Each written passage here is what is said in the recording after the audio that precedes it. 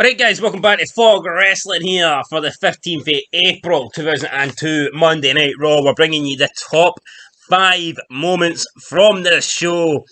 In my opinion, I was a bit disappointed with this show. I didn't think it was that great, to be honest, but I did notice there was a lot of mid-card and let's say lower mid-card acts that featured prominently on this show. So the top 5 list is going to be pretty different, I think, from your usual week. It's not going to feature all the big names that you expect, your Stone Colds, your Undertakers. I felt like this week was definitely different. I felt like this week definitely gave more opportunities to, like I said, the mid-card and the lower mid-card, and our top 5 reflects that. Do you agree? Yes, I agree with that. The mid-card was on point while the main eventers were...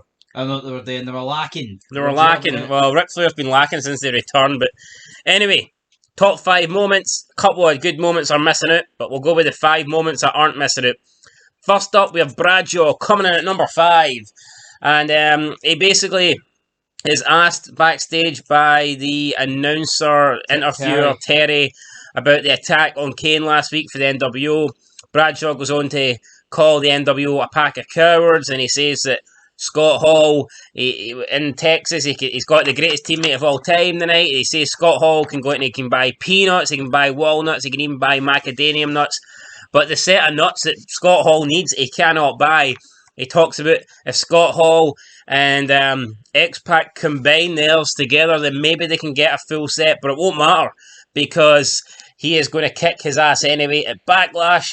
And then he talks about tonight's main event match and how he's in Texas, the great state of Texas, and he's teaming up with Texas's best ever, Stone Cold Steve Austin.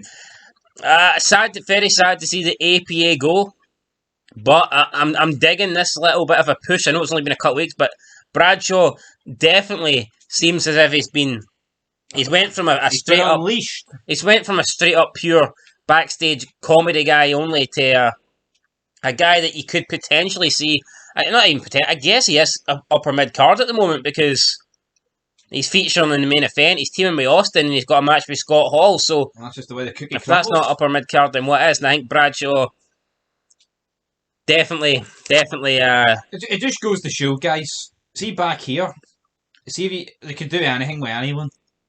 Yep. Now everyone just feels like a jobber. Yep. So, pretty much, I mean... And good booking goes long ways.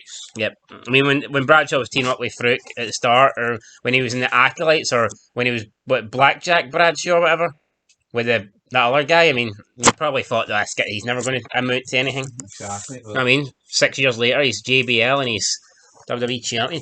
Anyway, that was number 5. Moving at number 4, we've got William Regal going absolutely berserk backstage with Coachman. He just lost the European Championship to Spike Dudley.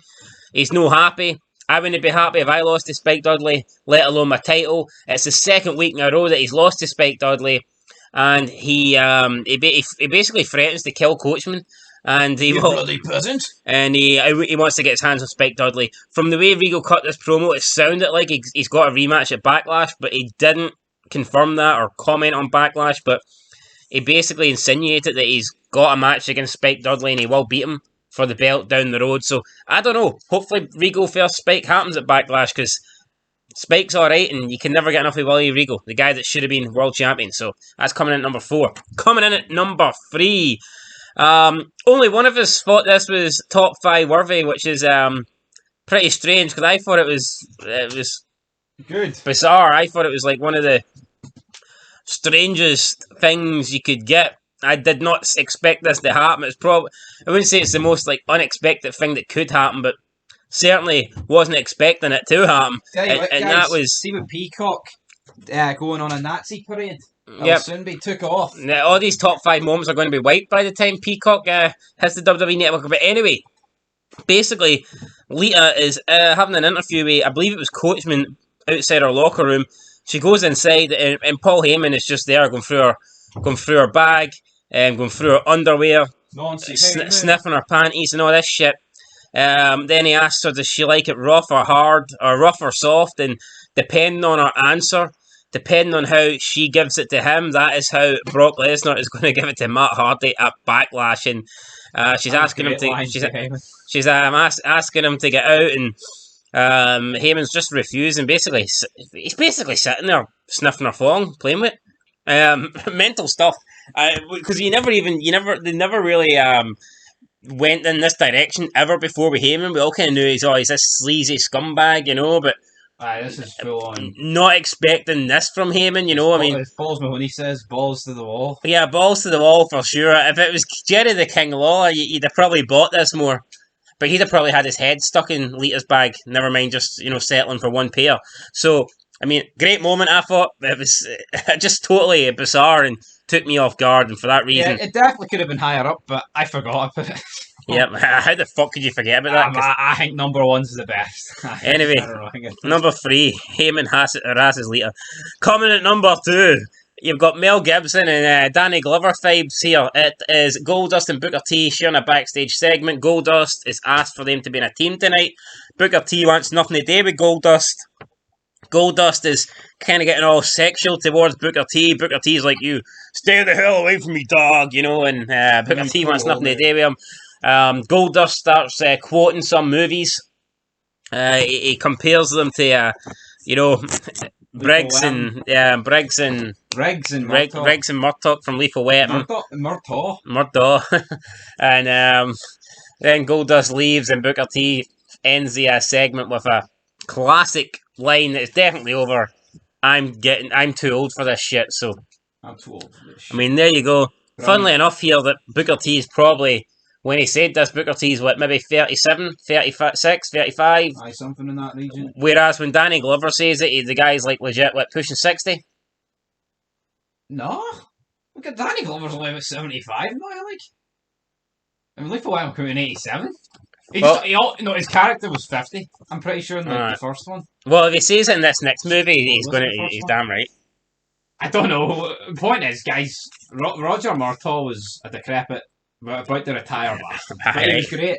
He was great, right? So was Booker T. Yeah, so was Booker T. And what I actually liked about this segment, a lot of times in wrestling, especially if you're not a Yank, if you're not an American. It's like just pish sports. Yeah, and let's be honest, like, I've only really started watching the NFL over the past decade, but when we're watching all this old stuff, they maybe reference, like, football teams or football players that have bottled it or their bottle jobs, and we don't have a clue what they're talking about. Or maybe they'll mention, like, American TV shows that we don't have a clue what they're talking about, but it was actually nice to see Goldust and Booker T here, mentioning a show that we actually know, a relevant show, not just a relevant show, a fucking great show. So I like that. And movie. Show's pish. Well, they did make a show on it. Did not watch it. Just I read it, and apparently the guy that plays Briggs kills someone in real life. Or I don't know, is it mental issues or I don't know. No, the guy who plays Briggs dies in it. Mel Gibson does have mental issues, like so. But anyway, moving on to number 1, another guy that probably does have mental issues, because he mentioned in his promo that he had to visit his shrink, and that is Sean Stasiak. And welcome, guys, to Planet Stasiak here. Sean Stasiak, we haven't seen him in probably since The Rock battered him, maybe in the Invasion. To attack the Big Show. My shrink said I should be on Prozac. And welcome to Planet Stasiak. Yeah, so basically, Stasiak trying to do John Cena before John Cena was Cena. But what a promo for Sean Stasiak. This is a guy that probably most people would say, absolute bum.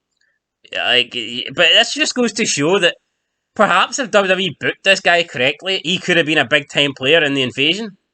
Rather than a goof that got thrown at the ring by The Rock. I know, but I'd rather the goof stuff. No, I know, but I mean, perhaps Sean Stasiak could have been a main eventer. He could have. Perhaps Sean Stasiak could have went to the pay-per-view and fought Undertaker without jobbing it in 90 seconds. What's that tag team called? Chronic? I mean, if they could get a match against Kane and Taker, why can't Stasiak? I know. Planet Stasiak.